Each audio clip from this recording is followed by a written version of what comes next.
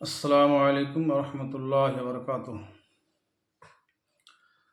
الحمدللہ ہم لوگ اس مہینہ میں قربانی کیے اور بھی بہت سارے عمل صالح کو انجام دیے۔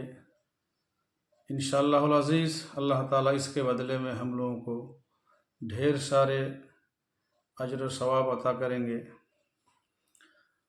اب تک آپ لوگ سوال کر رہے تھے، قربانی کے تعلق سے بہت سارے مسئلہ مسائل پوچھ رہے تھے۔ اب میں آپ لوگوں کی طرف سے کچھ سوال کروں گا اور انشاءاللہ جواب بھی اس کا دوں گا۔ بہت سارے لوگوں کے دل میں ابھی ایک سوال پیدا ہوتا ہے کہ ہم لوگ قربانی نہیں کر سکے، غریب ہے، اتنے مال و دولت نہیں ہے، لیکن تقوی والے ہیں، نمازی ہیں، متقی پرہیزگار ہیں، بہت سارے عمل صالح کرتے ہیں، لیکن قربانی کرنا ایک بہت بڑی عبادت ہے، اس کو نہیں کر سکے تو شاید دل میں ایک افسوس ہوتا ہے کہ اللہ تعالیٰ ہم لوگوں کو بھی اگر زیادہ مال و دولت دیتے تو ہم لوگ بھی قربانی کرتے، اس مہینہ میں حج کرتے، عمرہ کرتے۔ تو اس طرح کا سوال دل میں آ سکتا ہے اور افسوس بھی ہو سکتا ہے، لیکن میرے بھائی اور دوستو، افسوس کرنے کی کوئی ضرورت نہیں ہے۔ اللہ تعالیٰ جس کو جس طرح مال و دولت دیے ہیں اس طرح ان کا حساب و کتاب بھی ہوگا۔ تو جو لوگ قربانی نہیں دے سکے یا حج و عمرہ نہیں کر سکے اس مہینہ میں، تو اس کے لیے اللہ تعالیٰ نے بہت سارا وافر رکھے ہیں، بہت سارا کام ایسا ہے جس کو کرنے سے ہمیں قربانی کے برابر ثواب ملے گا، حج و عمرہ کے برابر ثواب ملے گا۔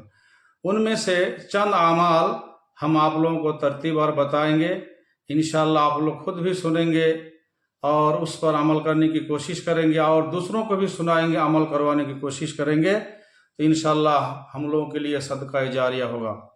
آئیے دیکھتے ہیں کہ قربانی کے برابر اجر و ثواب کس کس کام میں ہے۔ بخاری مسلم کی حدیث ہے، حضرت ابی ہریرہ رضی اللہ عنہ راوی ہیں، وہ بیان کرتے ہیں کہ اللہ کے نبی صلی اللہ علیہ وسلم نے فرمایا، من اغتسل یوم الجمعۃ غسل الجنابہ، جس نے جمعہ کے دن جنابت کی طرح غسل کیا یا جنابت ہو کر غسل کیا، کوئی بھی معنی مراد لے سکتے ہیں، یعنی اچھی طرح غسل کیا، ثم راح یعنی راح فی الساعۃ الاولی، اور پھر جو ہے وہ مسجد کی طرف گیا جمعہ کی نماز پڑھنے کے لیے، فَكَأَنَّمَا قَرَّبَ بَدَنَةً، تو گویا کہ اس نے ایک اونٹ قربان کیا، ایک اللہ کے راستے میں ایک اونٹ قربانی کی۔ وَمَنْ رَاحَ فِي السَّاعَةِ الثَّانِيَةِ، اور جو دوسری گھڑی میں گیا، دوسرے وقت میں گیا، تو فَكَأَنَّمَا قَرَّبَ بَقَرَةً، تو گویا کہ اس نے ایک گائے قربانی کی۔ دیکھیے اس حدیث کا معنی بہت سارے علماء اور بہت سارے خطباء کو میں نے دیکھا کہ غلط ترجمہ کیا ہے، میں نے اپنے کانوں سے سنا، جیسے کیا ترجمہ کیا کہ ثم راح فی الساعۃ الاولی، جو سب سے پہلے نمبر میں گیا اس کو اونٹ کا ثواب ملا، پھر جو دوسرے نمبر پر گیا اس کو گائے کے برابر ثواب ملا، پھر تیسرے نمبر، چوتھے نمبر، پانچویں نمبر پر اس نے ترجمہ کیا۔ حالانکہ یہ نمبر کی بات نہیں ہے، اگر پہلا، دوسرا، تیسرا، چوتھا نمبر پر گیا اور اس کو 5 طرح کا ثواب اس کو مل گیا، تو 5 آدمی میں گویا کہ یہ نیکیاں بڑھ گئی، باقی اور لوگ کہاں جائیں گے؟ تو اس کا ترجمہ یہ ہوگا ثم راح فی الساعۃ الاولی، جو پہلی گھڑی میں گیا، جو پہلے وقت میں گیا، پہلی گھڑی میں گیا، اس کو گویا کہ اونٹ کے برابر ثواب ملا، اور جو دوسری گھڑی میں گیا گویا کہ اس کو ایک گائے کے برابر ثواب ملا، گائے قربانی کے برابر ثواب ملا۔ ومن راح فی الساعۃ الثالثہ، اور جو تیسری گھڑی میں گیا، فکأنما قرب قبشا عقرا، تو گویا کہ اس کو ایک سینگ والا ایک مینڈھا قربانی کرنے کے برابر ثواب ملا۔ ومن راح فی الساعۃ الرابعہ، اور جو چوتھی گھڑی میں گیا، فکأنما قرب دجاجہ، گویا کہ اس نے ایک مرغ اللہ کے تقرب کے لیے پیش کیا۔ ومن راح فی الساعۃ الخامسہ، اور جو 5ویں گھڑی میں گیا تو فکأنما قرب بیضہ، تو گویا کہ اس نے ایک انڈا تقرب کے لیے پیش کیا۔ فَإِذَا خَرَجَ الْإِمَامُ، پھر جب امام ممبر پر بیٹھ جاتا ہے، دوسری حدیث میں ہے صعد الامام الممبر، جب ممبر پر امام چڑھ جاتا ہے خطبہ کے لیے کھڑا ہو جاتا ہے، تو حضرت الملائکۃ یستمعون الذکر، تو فرشتے اپنا رجسٹر بند کر کے جو ہے کیا ذکر سننے میں مشغول ہو جاتے ہیں، یعنی خطبہ واعظ و نصیحت سننے میں مشغول ہو جاتے ہیں۔ اور پھر امام خطبہ میں بیٹھنے کے بعد جتنے بھی مصلیان حضرات آتے ہیں ان کا نام جمعہ کے رجسٹر میں درج نہیں ہوتا ہے، جمعہ کی فضیلت اس کو نہیں ملتی ہے، نماز تو ہو جاتی ہے لیکن وہ جمعہ کی فضیلت سے وہ لوگ محروم رہ جاتے ہیں۔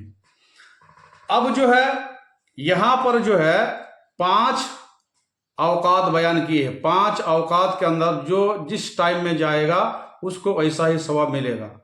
تو اب یہاں پر ایک سوال یہ پیدا ہوتا ہے کہ جو سب سے پہلی گھڑی میں گیا، پہلے وقت میں گیا، تو وہ گھڑی کب شروع ہوتی ہے، وہ ٹائم کب شروع ہوتا ہے، اور پھر آخری ٹائم کب تک رہتا ہے؟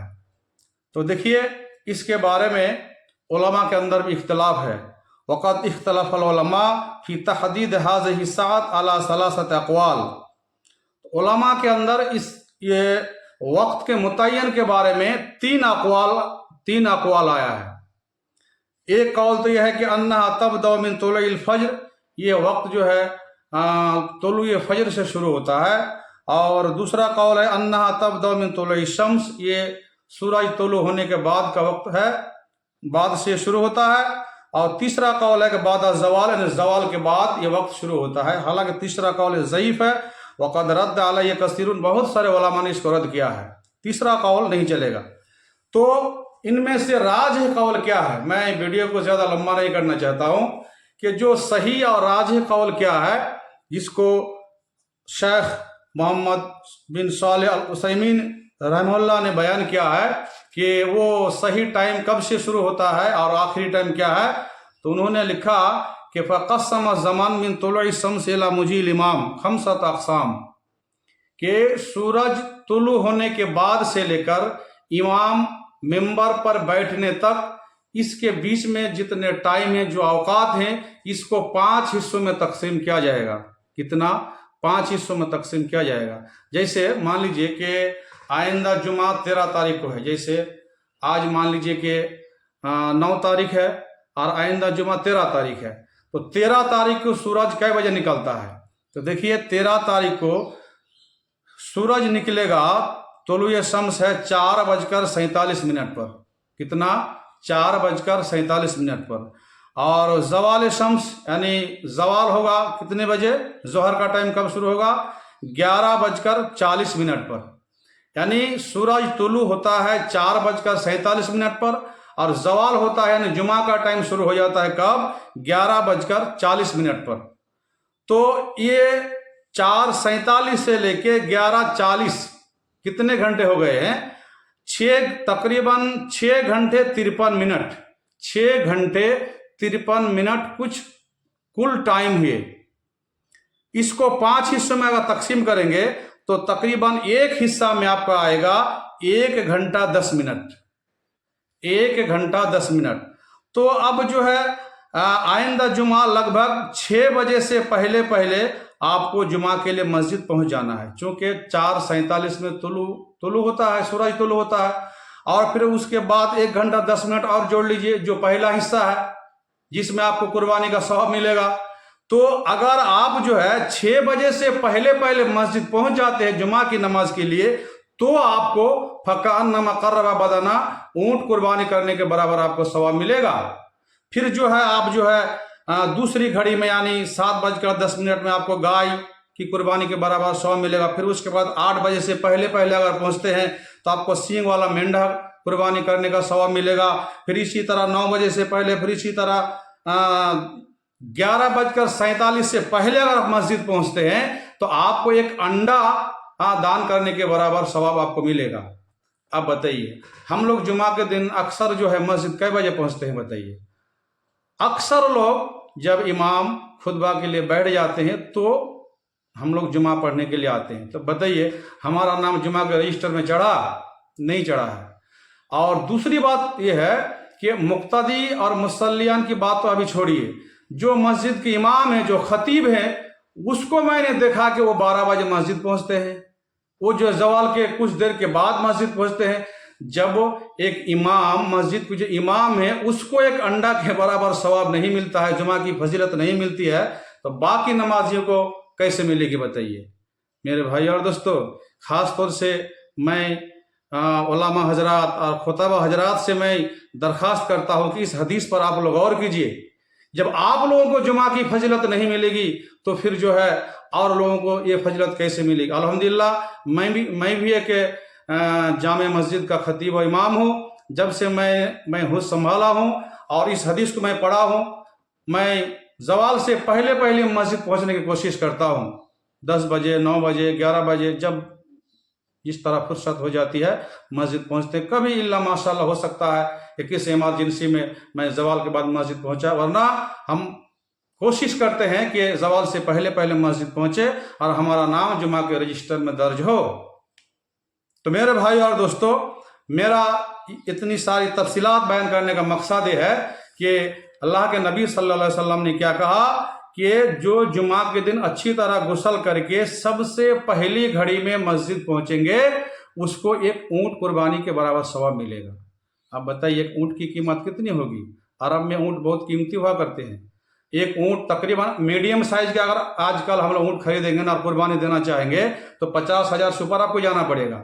और अगर एक अच्छे खासे ऊँट अगर खरीदना चाहते हैं तो 1 लाख से ऊपर आपको जाना पड़ेगा। अब बताइए, और जानवरों में सबसे ज्यादा फजीलत वाला जानवर, अफजल कुर्बानी के लिए क्या है? ऊँट को कहा गया है।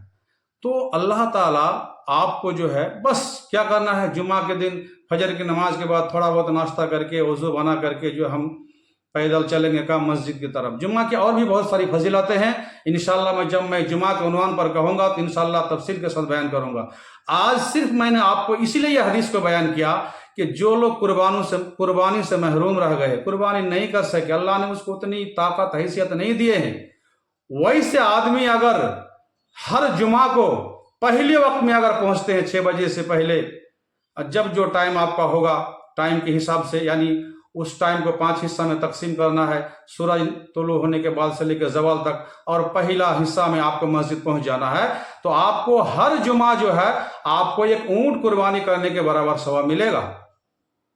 गौर कीजिए, हम लोग काहिल सुस्ती करके घर में सो रहे हैं, मोबाइल में और इधर उधर गपशप में टाइम को क्या कर देते, बर्बाद कर देते हैं, और ज़वाल के बाद फिर हम लोग जुमा के लिए मस्जिद पहुंचते हैं। मेरे भाई और दोस्तों, तो आखिर में मेरा कहना यही है कि हम लोग कोशिश करें कि जुमा के दिन सारे लोग ज़वाल से पहले मस्जिद पहुँचे, और ख़ास तौर से जो लोग ऊँट के कुर्बानी, गाय के कुर्बानी और सींग वाला मेंढा के कुर्बानी के बराबर सवाब लेना चाहते हैं, तो उन लोगों को 10 बजे से पहले पहले आप लोगों को क्या करना है, मस्जिद पहुँच जाना है।